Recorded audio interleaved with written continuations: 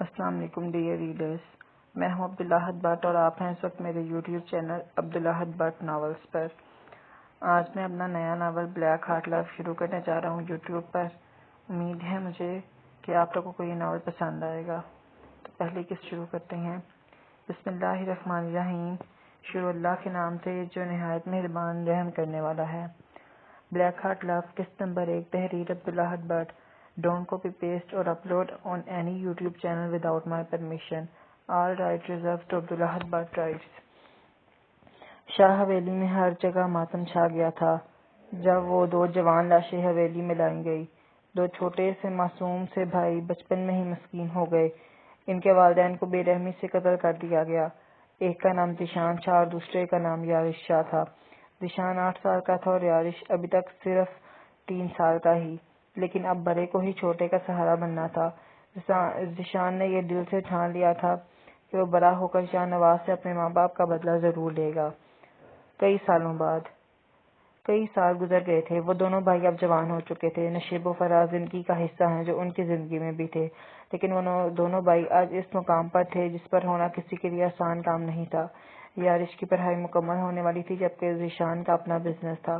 ان دونوں بھائیوں کے دل میں بچپن سے شاہ نواز کے لیے بری اس نفرت کی وجہ سے ان کا دل کالا ہو چکا تھا۔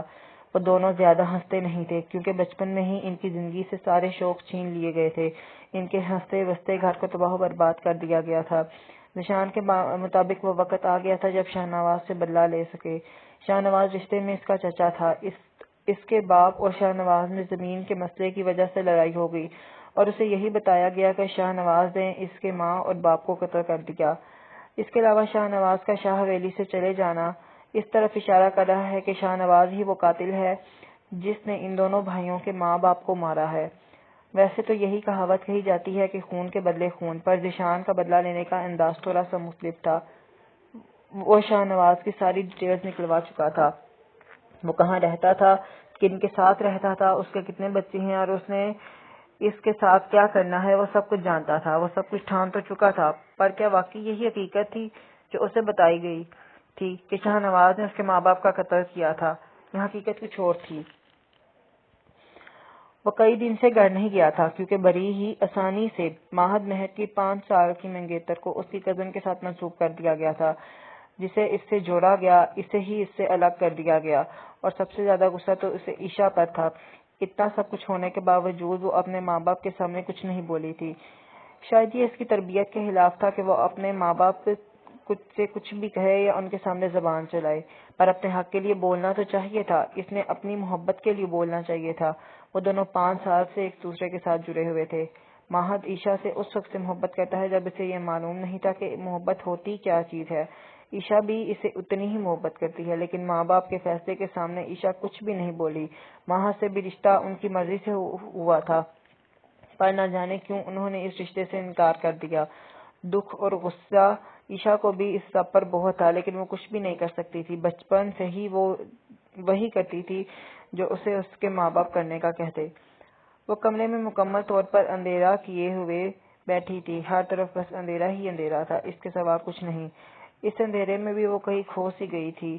عائشہ کو سمجھ نہیں آ رہا تھا کہ وہ اب کرے تو کیا کرے۔ اس کے والدین نے اس کا رشتہ ماہد سے کیوں ختم کیا؟ وہ اپنی ہی سوچوں میں گم سی تھی جب ہی اس کا فون بجا۔ اس نے دیکھا تو موبائل کی سکرین پر ماہد کا نام نظر آیا۔ وہ آنکھوں میں آنسو لیے فون کاٹ گئی۔ 2 سے 3 مرتبہ مزید فون رنگ ہوا، لیکن ہر دفعہ فون کاٹتی گئی۔ کچھ لمحات بعد اسے ماہد کے نمبر سے ایک وائس میسج ریسیو ہوا۔ کچھ دیر بعد اس نے ہمت کرتے ہوئے اس کا وائس ریکارڈ سنا۔ عائشہ، میں مزید ایک دفعہ فون کروں گا، اگر تم نے فون نہ اٹھایا تو میں تمہارے گھر آ جاؤں گا۔ بھوجل سے لہجے میں اس نے غصے کی شدت سے کہا، جس پر اس نے اپنی آنکھوں کے آنسو صاف کیے۔ جیسے ہی ماہد کا وائس ریکارڈ سنا، اسی وقت فون ایک مرتبہ پھر سے بج اٹھا۔ اس نے ہمت کرتے ہوئے فون اٹھایا۔ بولو ماہد، کیا ہے؟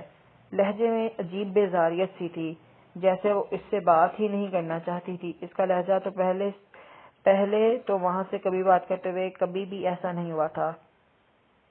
عائشہ، تم اس رشتے سے انکار کر دو۔ لہجے میں غصہ لیے جس پر وہ ضبط کیے ہوئے تھا، اس نے کہا، جس پر عائشہ لب بھیج گئی۔ ماہد پلیز، اب دوبارہ مجھے کال مت کرنا، اور میرے لیے وہی فیصلہ سب سے بڑا ہے جو میرے والدین نے میرے لیے کیا ہے۔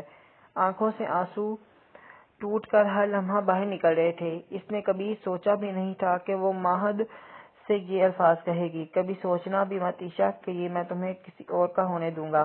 تم صرف میری ہو، صرف میری ماہد مہر کی۔ جو میرا ہوتا ہے وہ کسی اور کا نہیں ہو سکتا۔ شدت بھرے لہجے میں کہتا وہ فون بند کر گیا۔ یقیناً اسے عشاء کی بات بری لگی تھی، لیکن وہ بھی تو اب مزید کچھ بھی نہیں کر سکتی تھی۔ کالج سے واپس آ کر اس نے ابھی گھر میں قدم رکھا جب اس پر پھولوں کی برسات شروع ہو گئی۔ Happy birthday to you, happy birthday to you, happy birthday to dear Ayat, happy birthday to you. سامنے سے ہی اس کے بابا اور ماما یہ کہتے ہوئے اس کے پاس آئے، جس پر وہ حیران رہ گئی کہ انہیں یاد تھا کہ آج اس کی سالگرہ ہے، لیکن آیت کے والدین نے اسے یہ سرپرائز دے کر خوش کر دیا تھا۔ آیت کسی اور کی نہیں بلکہ شاہ نواز کی بیٹی تھی۔ اس کی زندگی میں بہت بڑا موڑ آنا باقی تھا، جن کا اسے بہت صبر سے سامنا کرنا تھا۔ جاری ہے۔